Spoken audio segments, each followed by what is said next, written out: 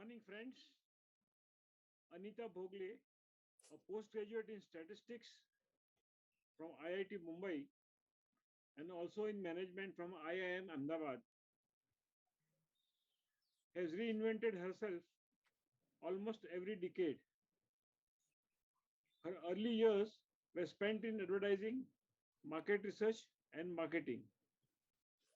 For the next 2 decades, she, along with her spouse, broadcaster husband, Harsha, ran a highly successful motivational series called The Winning Way, Learnings from Sports for Managers. The series translated into a book of the same name, which has sold over 125,000 copies and started a new genre of motivational speaking. Anita went on to set up BizPandit, India's first video learning library for managers, which was eventually sold to an edtech company. A mother of two sons, Anita is a yoga and a Sudoku enthusiast. And she's also an amateur keyboard player. Friends, the present Anita Bhogle. This is a book. Thank you, Ganesh and Rohit, for the warm introduction and for giving me this opportunity to talk about my book over here. I'm just going to take you through a couple of slides, and then we can throw it open for any question answers. Is that okay? So if I can share the screen with you.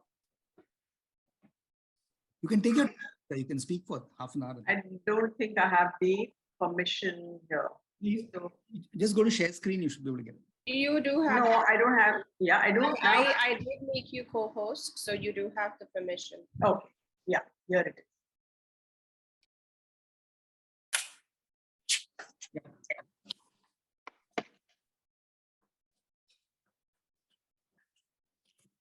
You see the screen? Yes. I can see something else. No, we've got the equal yet different screen. You have? Okay, I'll assume then. Put it on slideshow, you'll be able to see. No, I did. I don't know why I can't seem to see it. But I'm seeing some other screen. Anyway, let's just go ahead. Yeah, so the book, as we know, is called Equally Yet Different, Career Catalyst for the Professional Woman. Now, you must be wondering what Career Catalyst is about and why women need a career catalyst. That's what the book is about. So despite having, enough number of engineers, doctors, B-school graduates, lawyers, architects, name them, and you have a very good representation in today's colleges. If you look at any business path, you will feel that, women have really made it. But then you go on to see, women, whether they make it to leadership positions and whether they make it to industry for or any kind of decision-making roles. And you get the feeling that women are both underrepresented and invisible in a way. So today we're just going to talk a little bit about, what makes women equally yet different, what holds them back, what is happening in the process, because if, the starting line looks very robust, but the chances of podium finish really look bleak. So Career Catalyst is all about how do we get women to achieve maximum potential. Go to the next slide. Has it gone to the next slide? I can't see the screen. So. No, no, Anita, you've not gone to the next slide, so you'll have to. Okay, let me try it again. Or if you want to send us the presentation, one of us can project it.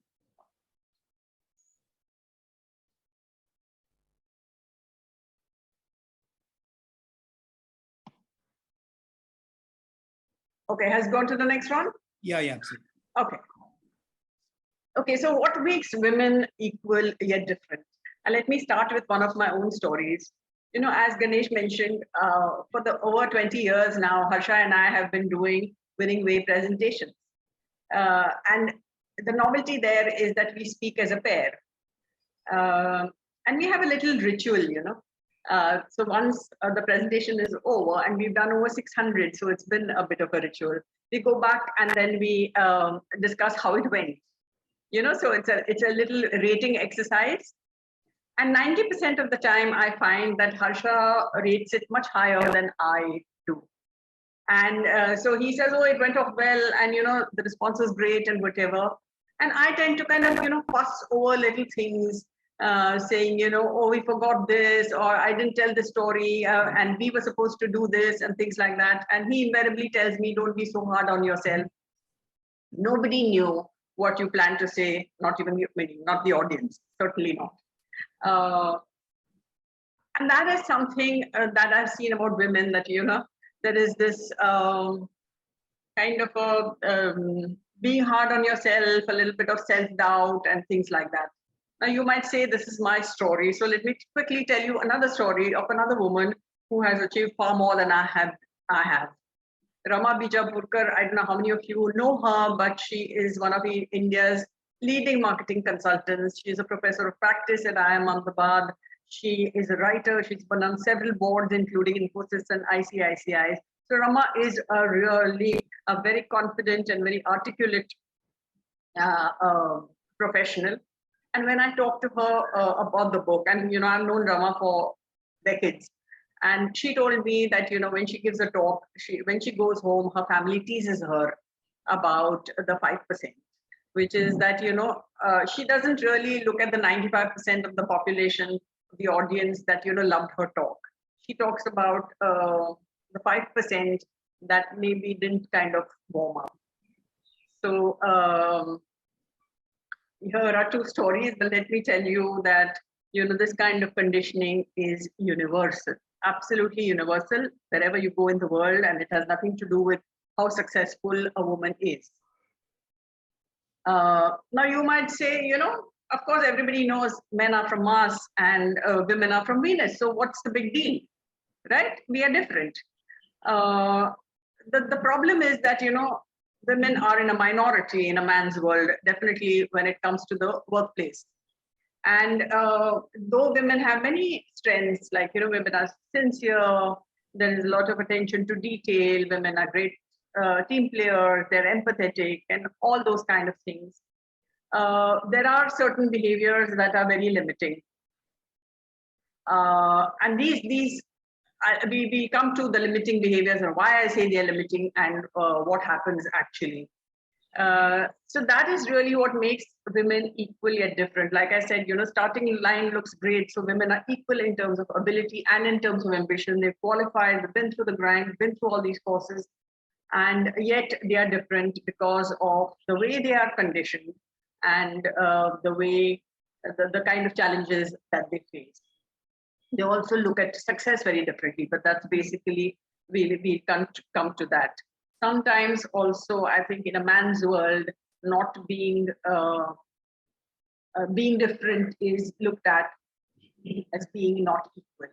But I think the rules are made for the majority, and that's where the problem lies, that you're different, but you are still equal, and that's why the title Equal Yet Different. Okay, this is one from sport. It's a very interesting quote.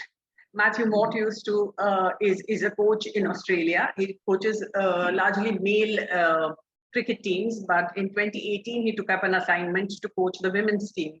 And that team went on to win the World Cup of 2020. 2020 World Cup in 2020. And his observation is, the one thing I've noticed is that if you're talking to a room full of female athletes, and you say something you think is quite a generic statement, every female in the room will think you're talking directly to her. If you do the same thing in a male dressing room, the players nod and agree and think the coach is talking about the idiot side.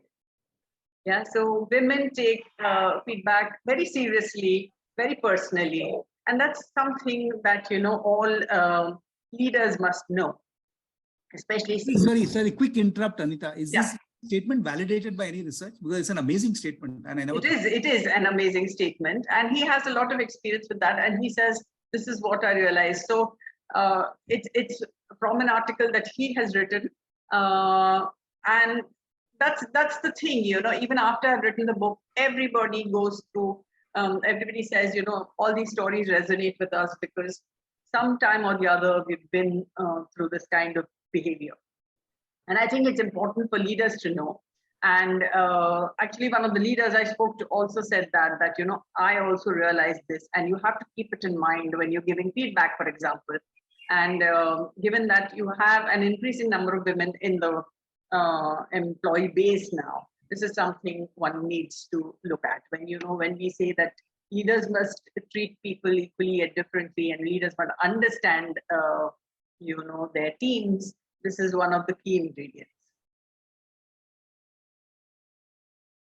Okay, coming back to limiting behaviors. I'll tell you why they're limiting, but let's just quickly go through the behaviors. Typically, women are poor networkers. Internally, there is this inability to navigate through large organizations, to create bonds with people who matter. And increasingly, I'm told that is becoming a very key skill. Women also don't have the ability to kind of showcase their work and stake a claim, when it's necessary. So typically, you won't find a woman saying, "Why am I not on this project?" Or "Why, I should be on it because I'm the best candidate for it," or "Why don't I get this promotion," etc. Then cherry picking roles. Women tend to kind of pick roles that are easy, that don't involve long working hours, that involve less travel and things like that. Funnily, organizations also kind of add to this. There is, of course, the safety issue, which is increasingly less and less in safe urban kind of situations. But still, women are typically not given factory postings or difficult markets, or even P&L responsibility. Then the imposter syndrome, like I talked about, always this kind of self-doubt, low on confidence. The average man, for example, comes through as far more confident than the average woman. And, Sheryl Sandberg also talked about it, that, when you have a job description with, let's say, 10 attributes that are required, and let's say a man has 7 out of 10 and a woman has 7 out of 10, she tends to look at the 3 and says, I don't have these 3, so I don't think I qualify. Whereas a man says, yay, 7 on 10 is a great score, and so I'm great for this role. Sorry. Then, of course, no extracurriculars, which means that women are good at functional skills, but not so good at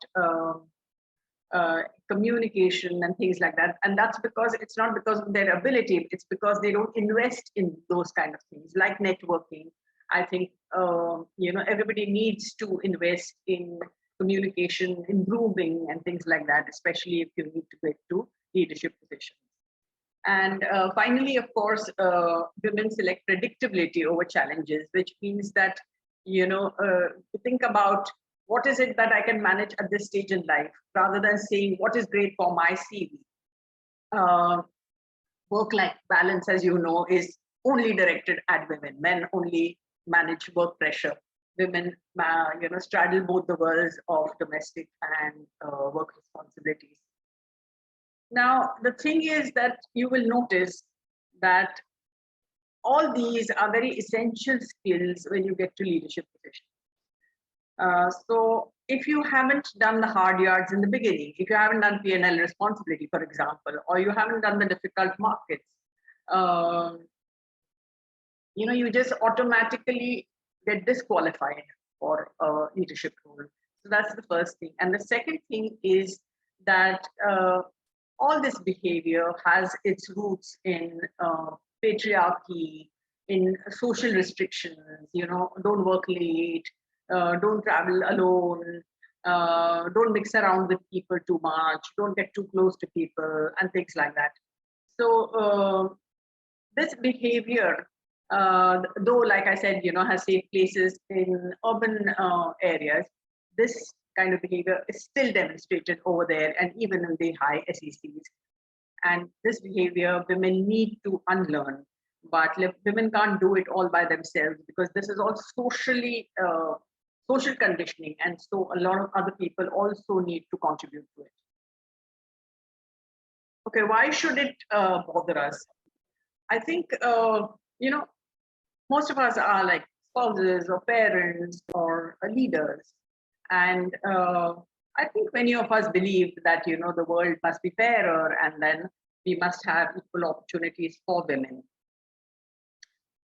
Research also points out to the fact that diverse companies are not only happier companies, but also more productive, more innovative, and better placed to take better decisions. And there are people who kind of have this worldview. So at the World Economic Forum in Davos in 2020, the CEO of Goldman Sachs, for example, he said that we are not going to invest in companies that don't have a good diversity ratio, because unless they are capable of good decision making, there's no point in investing in that kind of a company. So yes, there are people who, and organizations as well, who believe that this is a major issue. But you will see that opportunity is not as evenly distributed as ability. Look at the figures, and these have come from Deloitte, and who hire thousands of young women and men. And you see the entry level, and it's almost there. So there is an effort to kind of manage the gender ratio. But when you look at leadership positions, 9% females and 91% males, and I think that's like horribly embarrassing, and there's something very, very wrong over here. Yeah, so most of us could say, how are we a part of this? What can we do? Yeah, why does it concern us? And it's not like nothing has been done, because the government, for example, has given very generous 6 months of maternity leave, and that's paid leave, which, and we've come a long way here, because we used to get, in my time, I think a month and a half or something like that. Now it's like 6 months. There is also a mandate that all listed companies must have, or at least one woman on the board. Most organizations have diversity, on their agenda. They have their targets and things like that. So it's not like nothing has been done, and yet you will find that this is mainly compliance driven. So you can drive compliance with a danda, but what do you do about culture? What do you do about conditioning? Because there is no point in doing diversity unless there is inclusion, and very often you find that that kind of inclusion is missing. So I'm just coming to two kinds of biases. One is systemic bias, which means that it's not about an individual, but organizations themselves kind of start behaving like that, and there's a lot of cheating happening. Let me tell you. So you'll have organizations have these targets, but typically you will find women in support functions like HR, and people wonder why there are so many women in HR. But that's how organizations kind of make up the numbers. The problem there is that when people downsize, since these kind of roles are neither client facing nor are they revenue generating, they are the first to go. And very well that in the pandemic, women lost more jobs than men. So that kind of bias is there. Even for quotas, for example, at least one woman is often read as no more, no less. And so if a woman, even if she's selected on merit, she goes into this diversity quota. So now we've ticked off the box. Now we have one woman. Now no need to look at them, although you might have other qualified women. So that's the way things go. One of the women that I spoke to, and she's a woman from NIM, and she said, the day I got pregnant was the day I stopped being talent for my organization. Which means that, when she announced her pregnancy and way before she went on maternity leave, she was like completely sidelined from any challenging assignment because, clearly the good news at home is not good news at work. And at work, people see you as somebody who cannot take pressure anymore, who cannot travel anymore, who can't stay late anymore, who is emotionally vulnerable and things like that. And let me tell you, 6 months maternity leave, this process and these kind of assumptions go on much longer. And organizations just assume that, women just don't have ambition and their focus is on their home. So, and a lot of times the women are to be blamed, but increasingly you will find the younger people are kind of far more ambitious. They say we've made our arrangements, so please don't assume things like that. So I think it has to be looked at on a case-to-case basis. Another example of this was that, we had this girl from IIM, a more recent batch, and she was telling me how an organization, a financial organization, came to recruit companies, and they looked at the girls first, and then they looked at the guys. So the thinking was, let's fill the quota with the women first, and if we don't get a good enough woman, then we look at the men because they obviously have a diversity target. Now the girl got a job, and she was great, and she qualified anyway, but everybody said she was a diversity candidate. And she said, I've never faced any kind of gender bias really in my life, but I hate this horrible tag of diversity candidate. And it's strange that this kind of bias hits you all over the place and even in the most unexpected places. So my batchmate and now, India's first billionaire, Falguni Nair, when she got this award from Economic Times, the batch was very thrilled that one of us has made it. But it was the award for the Business Woman of the Year. And I really don't know why we need separate categories over there. We are not in sport, right? Where you have a men's team and a women's team. I think women and men should qualify equally for a business person of the year. So this kind of systemic bias is there, and organizations, institutions don't really think about these kind of things. There is also, of course, unconscious bias. Non-veg jokes making women uncomfortable, not to even go near Ma Behan Ki Gali, which I think people must make an effort not to do.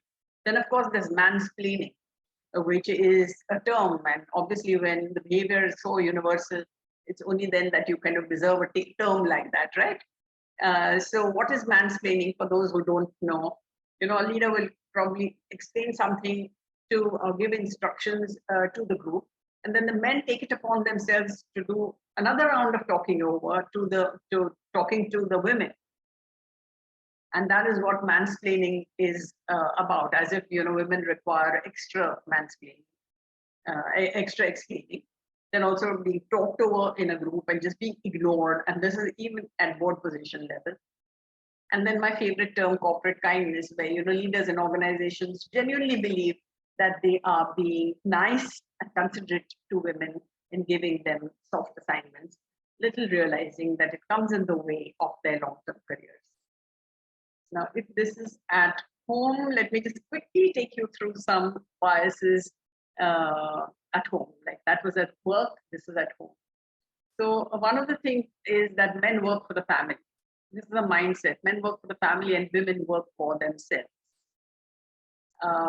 Which means that not only is the man the primary bread earner, but a woman's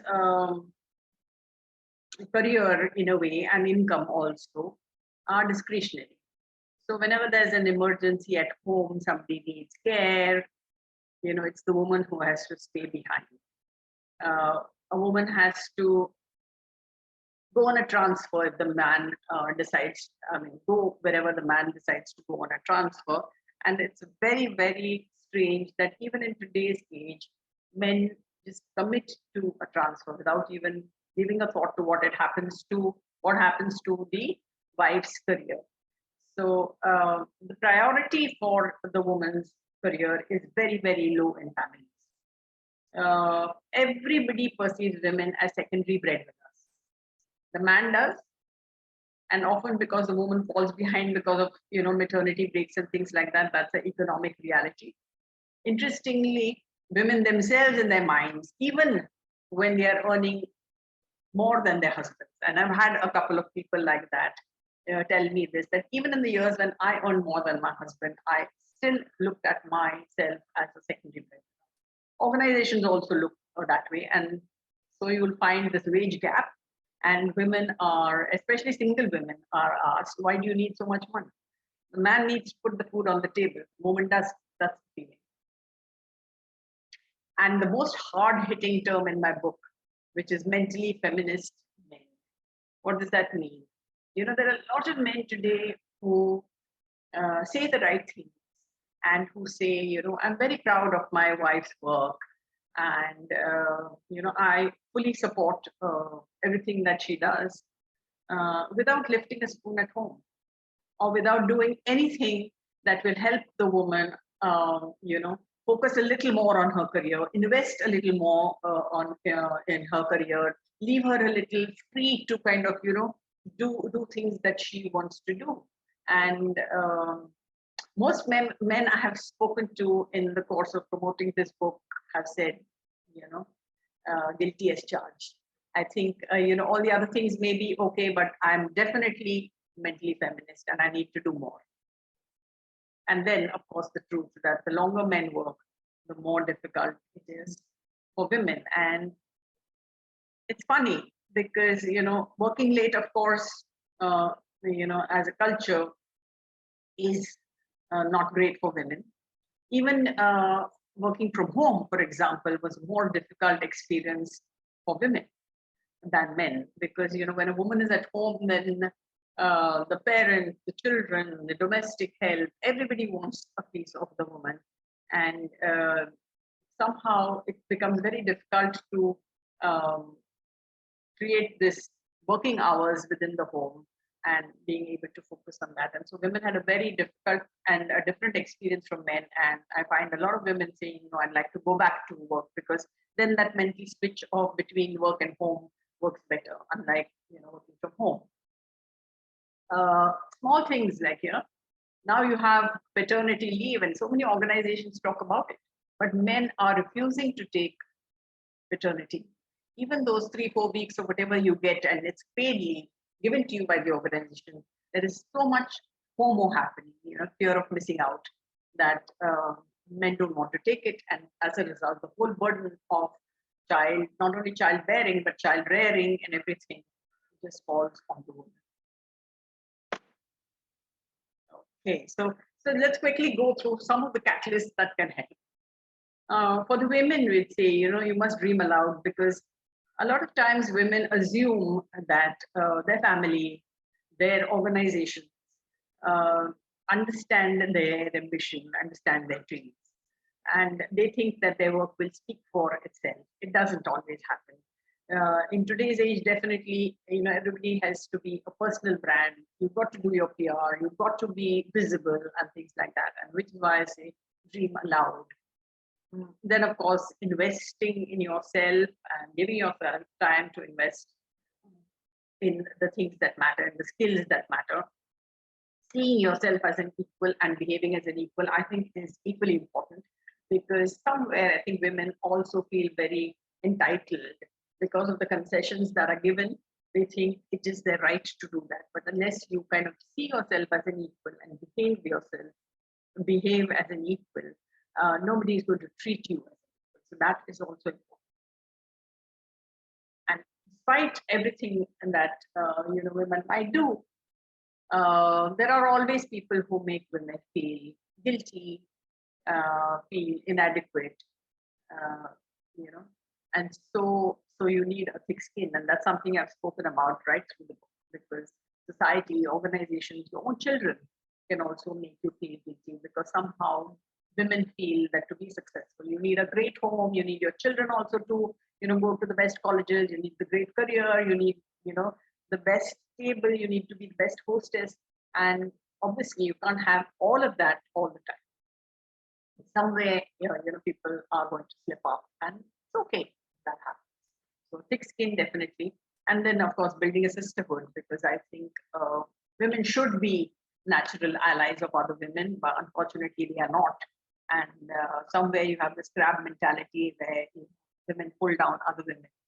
Saas bhi kabhi bahu thi, that kind of a thing, you know, that you continue to treat others. for the spouses, would say, be real partners and share the load, not just be mentally feminist. And also learn to do work, the work, because it's not only about inclination, but also, having the ability to kind of run a home, or to, manage the home while the woman is away. And then, of course, giving priority to both careers. For organizations, I think, ensuring a level playing field, eliminating bias at all levels, looking at every policy through the gender lens. Even small things like going for a drink, after work is not very inclusive. Younger generation today might say, let's have a dream team, dream 11 competition kind of a thing, and it's great for team building. But if you have 30% women, then it may not necessarily be very inclusive if especially if the women are not that much into sport. Encouraging bosses and mentors is a big thing. Research has shown that, good mentoring really, really helps women stay the course and helps them navigate their career. Then, of course, inclusive workplaces. Another thing is that if diversity, equity, and inclusion is made part of the leader's KPI, because I think a leader needs to kind of run it like a change management kind of a project, and be at it and monitor it and make it personal. And then, of course, why don't we have enough women? If at every possible opportunity, in every possible forum, if organizations talk about this, then I think it remains in the collective consciousness of the organization. And then, of course, as a society, I think we need better support systems. We don't have either accessible or affordable or infrastructure for either childcare or elder care. Elder care now is becoming a big problem with people living so long. So better support systems, if we can do. Bringing up children is a collective responsibility. And men turn around and say, yeah, but we can't produce the child, we can't breastfeed. That is only at 6 months, right? Or 9 months if you include the pregnancy. I don't think men contribute enough even after that. So giving it the status of work that is a responsibility, a social responsibility, I think would kind of help. Encouraging women to dream aloud. And then, of course, if women have to end careers, it's a loss to the nation, which is really, really the most important thing, that you have assets. You must see qualified women as resources. And it will be a pity and a shame if they cannot contribute to nation building, they cannot contribute to organizations. So that is basically what I had for you in terms of the what's there in the book. I've tried to keep the book very positive. It is, and it is certainly not male bashing. It's not a us versus them kind of a thing, because I believe that while men are part of the problem, they are a very significant part of the solution, and they can be huge enablers for the women at home. And I think it's time that everybody start thinking about this. And ever since I launched my book, I think the biggest response I've got is from men who have daughters, and they feel that yeah, maybe my wife didn't have a fair world, but for my daughter, most certainly I want a more gender just kind of world. And the book has a lot of stories that are very inspiring and very encouraging. There are also stories that make you very restless. There are stories that make you very angry at how unfair the world is. And if my book can manage to, provoke people into thinking about old mindsets and convert them into newer mindsets, there are a lot of solutions that are offered, because I think we've kind of got tired of talking about challenges that women have. Everybody knows about them. It's time to think about solutions now. And I'm happy to say that the needle has moved. Definitely over the years, the needle has moved. I think we have a very ambitious young generation of women. We have far more egalitarian young men today. Policy issues, though not always productive or not fully productive, are definitely there. And I think the new workplace also offers a lot more options and a lot more opportunities for women. And if played out the right way, then I think, we'll definitely see a change. But so the change is happening, the needle is moving, but for it to happen faster, we need a lot of ambassadors. And I think it's people like you who are, here today because you're willing to listen and you're willing to, look at what it is that we have hope that the needle will move faster. Yeah. Thank you. That's what I had for you today. I hope you got the gist of the book, and let's look at questions people have. Yeah, sure. Yeah, thank you very much, Anita. And request all of you, if you have questions, you can post them on the chat line, or of course, you can just tell us that you want to ask. Let me start, Anita. Yeah. A comment and a question. The comment was on the very first point you made, that when you and Harsha do sessions together, yeah, he feels that you're more critical than him. But please remind Harsha that he is always praising a cricket team, which is hardly praiseworthy. So maybe that's where he gets it from. And no, my question really is, and it's a very complex one. I mean, I'm, as you know, a passionate advocate of women's superiority, not just women's equality. And we'll be glad to note that in the last 8 people have recruited into the club as Rotarians. 5 are extremely bright women, and 4 of them are right here on this group. I'm sure they have questions too. Yeah, sure. Even in our own company, I mean, through a lot of effort, we've made sure that out of the 410 people, 72% are women, and all 5 CEOs are women. And again, it's purely women. It's nothing to do with pushing anybody or not. The question is, I mean, my daughter is in Sloan Kettering Hospital in the US. And when she had a baby, I was shocked to find that maternity rules there is not more than 2 weeks. Absolutely. Yeah, beyond that is leave. But I mean, her husband totally pitched it. I mean, he's British. And even today, I mean, he does most of the cooking and the managing of the food over the weekends, the laundry. And I mean, she's really, really busy. So he gives us the liberty to, actually just cook on weekends if she wants to, and the baby is taken care of. So it's a very, very balanced relationship. So my question to you is, do we still have a problem of women themselves feeling in India that, look, it is my responsibility to take care of the family. My husband is an idiot and I have to manage. Is that part of the problem? It is. So it works in all ways. One is that men work late. And so they have very little time to contribute at home. The women themselves have been brought up thinking that it is their responsibility, that they can do a better job than men. And, I think men should be allowed to make their mistakes, right? There's no other way to kind of learn. And the third thing is that there's a very interesting story in there, which, somebody told me that batchmates, for example, I think are the closest that you can get to an equal relationship in a way. When you married a batchmate, then you kind of started off at the same level. But when guests are around, when parents are around, this normally equal kind of relationships, takes a hit. Somehow the men and the women feel uncomfortable, the women in particular, in front of their parents or in-laws. If the husband is contributing something in the kitchen, for example, then they are uncomfortable. It's very interesting to note that, women have started doing most of the things that were traditionally considered male, right? So they are working, they're driving, they're, doing all these kind of things. They're taking on responsibility of the parents, which is a big thing now. And all that is seen as a step up. But when men do work that is traditionally done by women, then it is seen as a step down. And that's where the patriarchal mindset comes.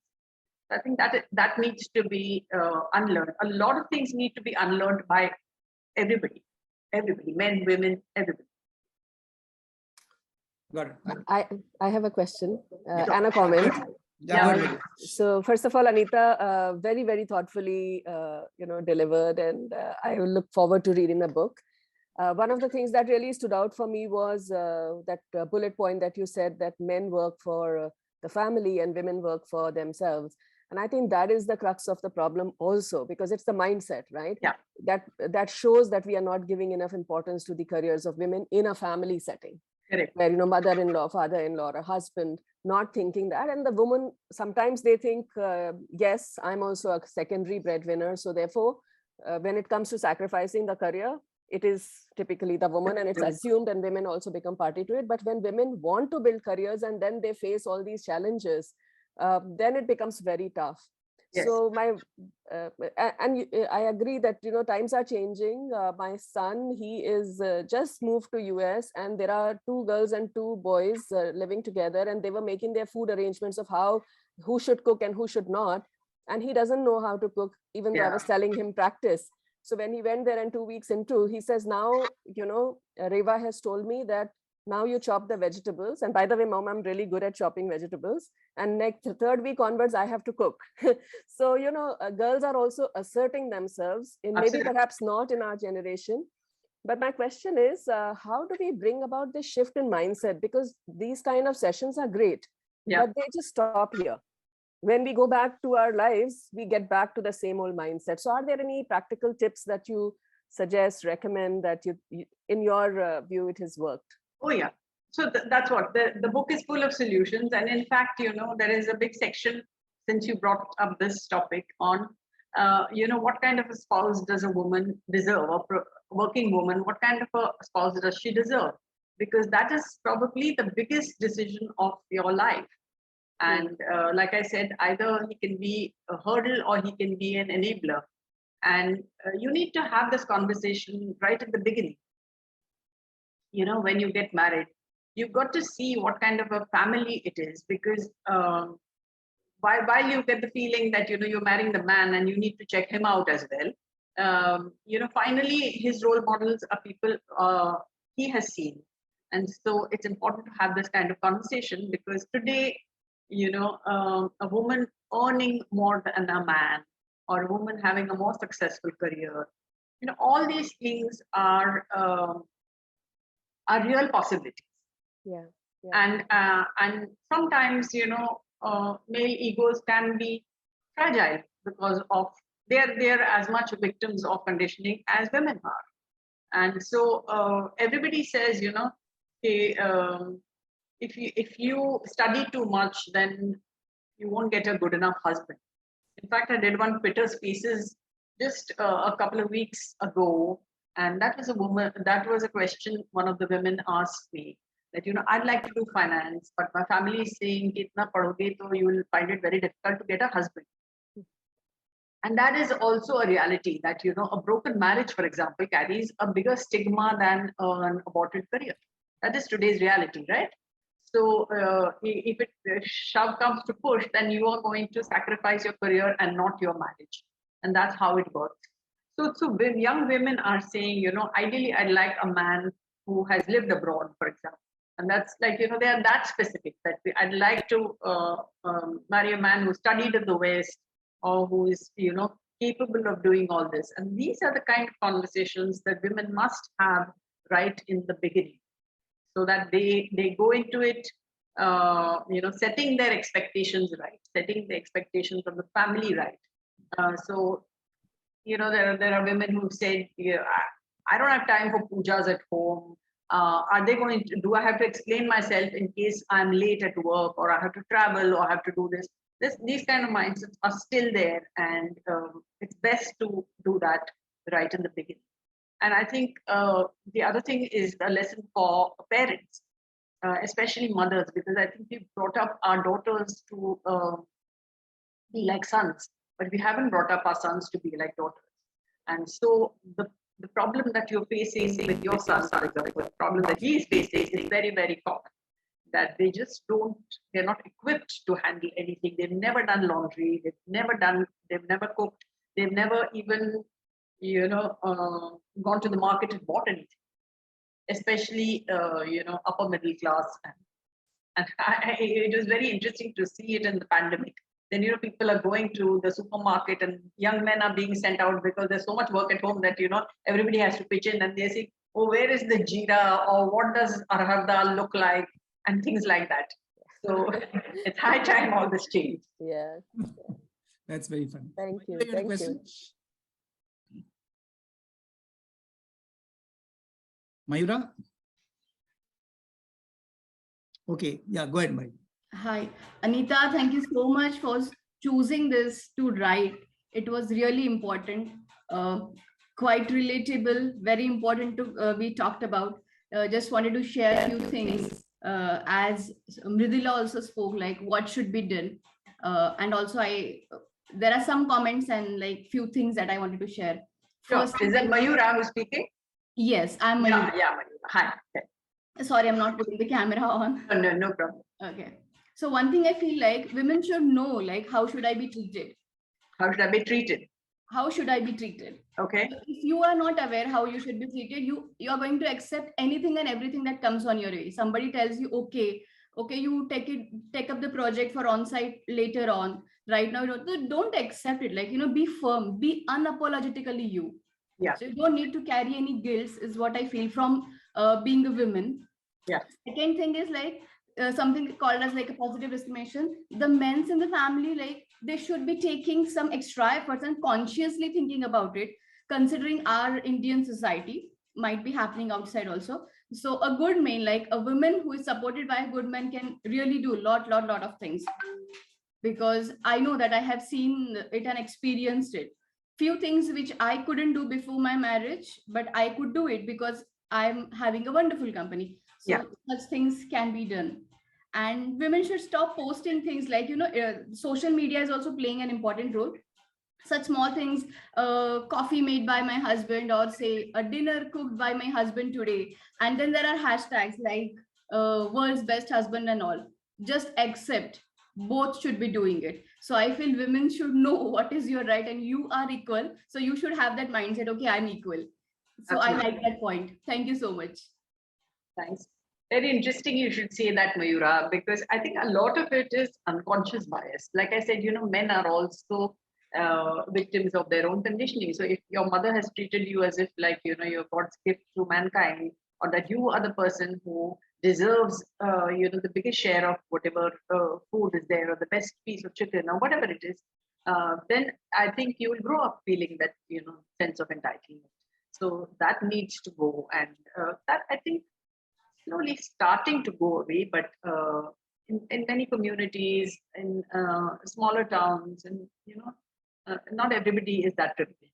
So that definitely is there. You interestingly spoke about guilt, which again is something that only women go through. I don't know why. Only women go through guilt, and whatever you do, and however, whether you are married, not married, have children, don't have children, work, don't work, are successful, not successful, whatever you do, guilt is definitely a part of the female psyche. That is such a useless emotion that you need to get rid of it, and which is why one of the reasons I spoke about the thick skin, that we can't be so hard on ourselves. Like we have to pat ourselves on the back. People say women don't take compliments well. That's the thing, because nobody really ever appreciated women. So, your life was all about pleasing people, keeping people happy. And somehow that has become part of the conditioning, although it's not a reality anymore. That's just deeply rooted in our mentality. So that is another thing. And the third thing you said about the social media thing, I think that's something I've also sensed, that if a woman is lucky to get a man who's even half as supportive and cooperative or whatever, they actually feel grateful about it. Women are totally into the husband's careers. They very, very, proud of them, supporting them, willing to make whatever sacrifice. The men, unfortunately, are only doing the talking and saying, I support and I'm very proud of her and whatever. But it's all okay till their lives are affected. If you say, will you make this change or will you do this? Not happening at all. And so that needs to happen. And for that, women need to speak up a bit. It's funny that even in sexual harassment kind of things, women start thinking, no, actually he's not that bad. Maybe he was drunk. Maybe it was my fault. Maybe I I brought it upon myself. So this kind of thinking is no. But Anita, a very dangerous comment. If everybody gets rid of guilt as an emotion, I think a lot Sorry, more men would get murdered every day. So you have to be careful. sorry, I didn't catch that. I'm saying if it is, men would get murdered. Okay, we have time for 2 more questions, and I would really like one man to ask a question to make sure we are not gender biased. But Nilima, you had a question, so please go ahead. Sure. Thanks, Ganesh. And thank you, Anita, for the talk today. And I think you really addressed most of these obvious reasons for the gender gap as it exists, right? And even the World Economic Forum, in its report for the 2022, they have said that the gender gap has been closed by 68%. But when we hear about all of these issues on the gender gap, it doesn't really seem so, right? And they also report 132 years is what it will take to gain like full parity and close the gender gap completely. So my question really, Anita, is from your experience or the research that you have done, what really needs to be done in terms of building the ecosystems that will, help close this gender gap? Because we have spoken enough, like 75 years into independence. We still talk about this issue, right? There are the traditional mindsets, there are the biases. There are several issues that really contribute to all of this. And one of the points that you made is the sisterhood. But if I take examples from women leaders, they themselves have failed to the succession to themselves, right? Absolutely. Even if you take, the Indra Nooyi, be it, or any other leader that we talk of Indian origin, we've seen them fail building a succession line. And for me, what it has worked, again, alluding to what Ganesh was saying about his daughter's career and the personal life and all, I've been a blessed one to have a very understanding husband, which allows me to do what I do, staying away from home for nearly That's what I'm 15 saying. years. The word that you used, Nilima, right? Yes, It allows. yeah. Is allows. My husband allows me to do this, is what you just said. My husband doesn't allow me, Anita. I'm saying because he's so supportive, I can do what I am able to do, right? It's not that he allows or my in-laws permit or any of it. It's just that they're supporting and they're like, do whatever makes you happy.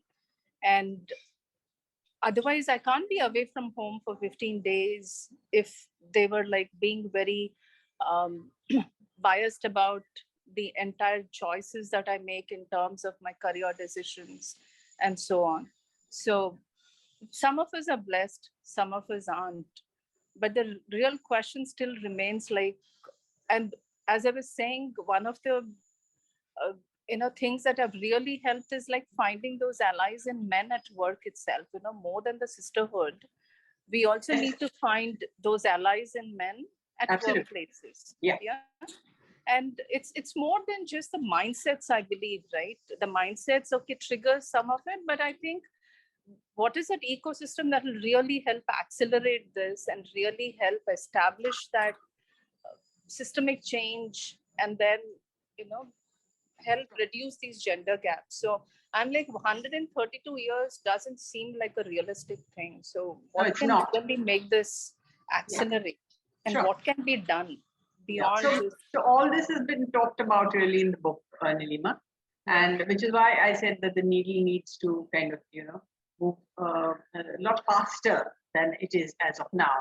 And I think mindset is a big issue in all this, because even having an inclusive workplace is a mindset, because if you are just compliant, which a lot of people are, then you'll only go that far and you will not be able to make much of a difference, because diversity really needs to be a matter of choice, that by choice you're having an organization that is diverse, not because somebody has asked you to have this kind of target, or because it looks good, or because it's the politically right thing to do in the world. If that is the approach, then it's never going to be. Because then maybe you start off and then somewhere it tapers off, right? So so mindset, in my opinion, is going to be a huge thing. And mindset is not only of individuals but also of organizations, of society as a whole. You know, how you look at bringing up children, how you look at paid work, how you look at all these things is very important. And unless all that changes, we won't see enough change. Great, thank you very much. I think we are kind of running out of time. So I'm going to ask Parul Ganju whether you would like to just propose a word of. Thank you, Ganesh. Yeah, thanks so much. It was such an intriguing talk. I mean, I was pleasantly surprised that I could relate to a lot of things, you know, because I consider myself as one of those empowered women. So I come from a family where I and my sister did not know how to cook, and my brother used to cook. So, you know, we come from a very different, but I was actually surprised at this term guilt and mindset that you spoke about, especially that Matthew Mott's quote. I could relate to it. I'm the one that, you know, puts more pressure on myself to perform well, that I have to succeed. And maybe that's, if not my home, but maybe the society around me has put that pressure on. So absolutely relatable talk. And you rightly said that for a long time, you know, equality has been thought about as, you know, I want to be treated the same way as men. But no, I'm different. I have my own issues. Please consider that. And then you, as you said, you know, diversity should be there, bring everyone together. Inclusion, rather, I would say, is there. And I hope it doesn't take 132 years to stop you to bring it back, and it happens much better than that. And that's why I urge more and more people to read your book. And I'm looking forward to reading it. I haven't read it, but you know, you've given us so much food of thought, especially so many things for us to learn and, more importantly, unlearn. You know, that's what I'm looking forward to after reading your book. So thank you so much. And I'm sure this entire session will stir up a lot of conversations, not only in ways of self-respect, reflection, and also amongst the men who are here with their spouses, if they can do something to promote them. So thank you so much for this wonderful session. Thank you so much. If I've managed to provoke even a few minds, then I think the whole purpose has been achieved. Yeah, and I've spoken to a few audiences now. There is bound to be a little bit of pushback. There is bound to be some amount of people being stunned, you know, thinking, oh, really, is it like that? I never thought of it like that.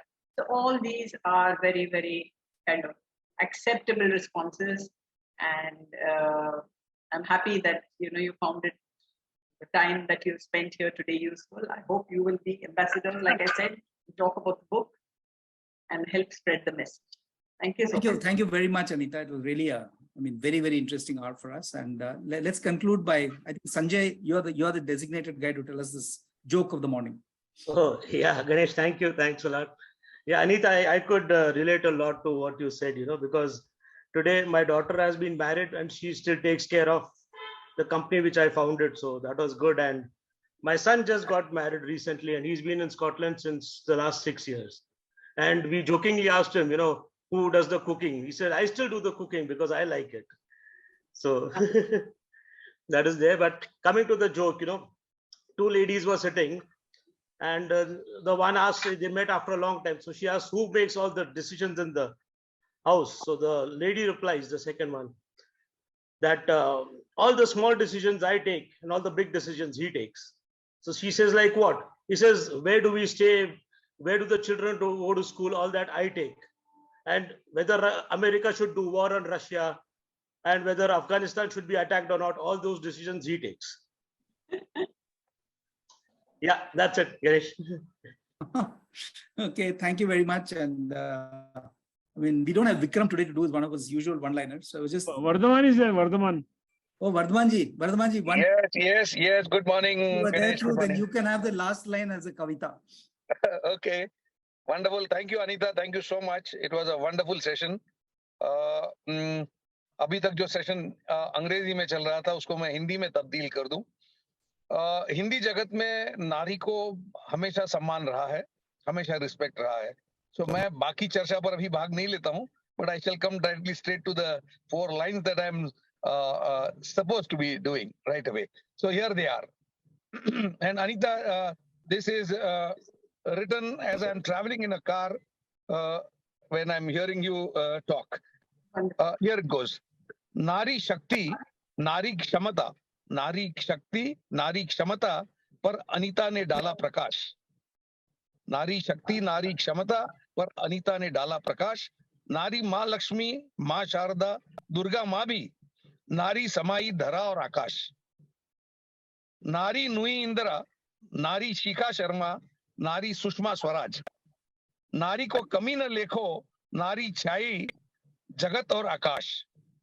Anita करे बात नीति की, अनीता करे बात नीति की, नारी जीवन की विनाश. विनाश इज सेंसिटिविटी. सो अनीता करे बात नीति की, नारी जीवन की विनाश. That's you for Anita. Thank you so much. Thank you so much. Thanks.